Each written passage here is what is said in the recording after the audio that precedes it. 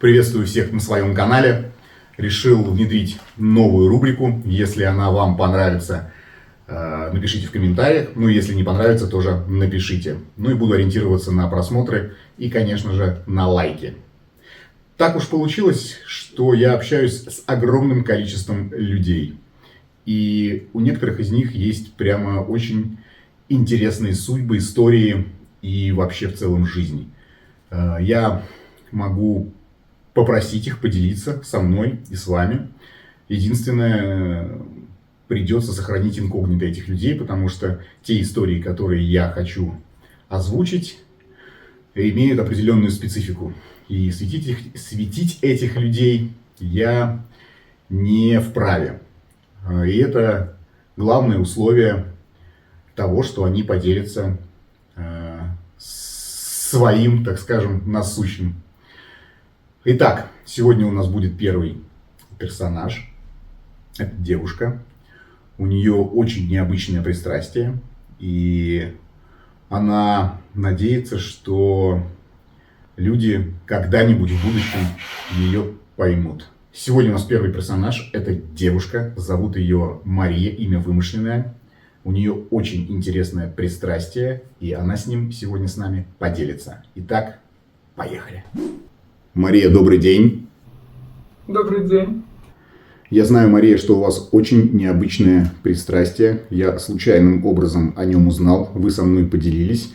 И я бы хотел, чтобы вы еще раз об этом рассказали. Да, конечно, я поделюсь. Мне 23 года, и меня зовут Мария. Я нахожусь на данный момент в браке уже более 2 лет. И мой муж работает вахтовым методом. Он уезжает в командировку на 3 месяца, и 1 месяц он живет вместе полноценной семьей. У меня есть некоторые пристрастия, касаемые личной жизни, и я бы хотела немножко поделиться, рассказать, поскольку это же все анонимно, я расскажу свою историю. Я воспитывалась в достаточно правильной семье, и мне запрещали гулять с мальчиками. Даже не то чтобы общаться, да гулять допоздна, в принципе, мне нельзя было позже 8 возвращаться домой, не говоря уже о алкоголе, не говоря о курении.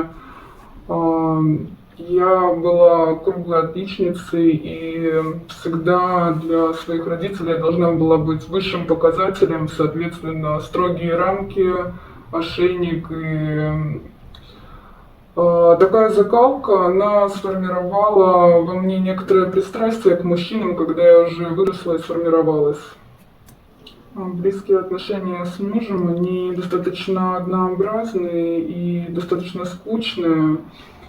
Ему вообще на самом деле даже не нужно никаких экспериментов, а я делаю вид, что мне тоже не нужно это. Но у меня есть другая личная жизнь, и пока муж находится на вахте, я имею взаимоотношения с другими мужчинами. То есть, Мария, вы хотите сказать, что вы изменяете своему мужу? Да. Но я не просто изменяю своему мужу, я имею контакт одновременно с 10 и более мужчинами. Мария, ну, насколько я понимаю, находить такое количество людей – это целая проблема, не так ли? Да, на самом деле это достаточно проблематично, но я нашла выход из ситуации. Я состою в нескольких сообществах тематических, где нахожу себе подходящих партнеров. Скажите, Мария, а вы могли бы обходиться без подобного рода мероприятий? На данный момент я не могу обойтись без данного формата, и я боюсь, что я просто не смогу получать больше удовольствия.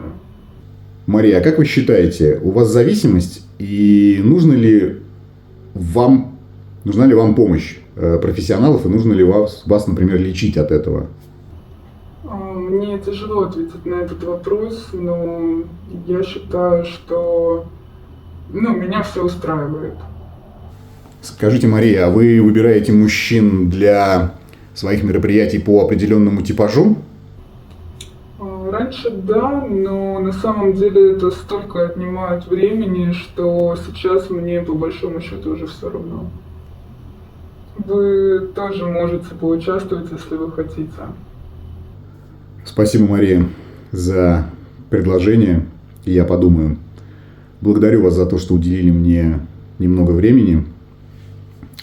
Если зрителям понравится такой формат, то, возможно, мы вас пригласим для более детального разбора. Спасибо.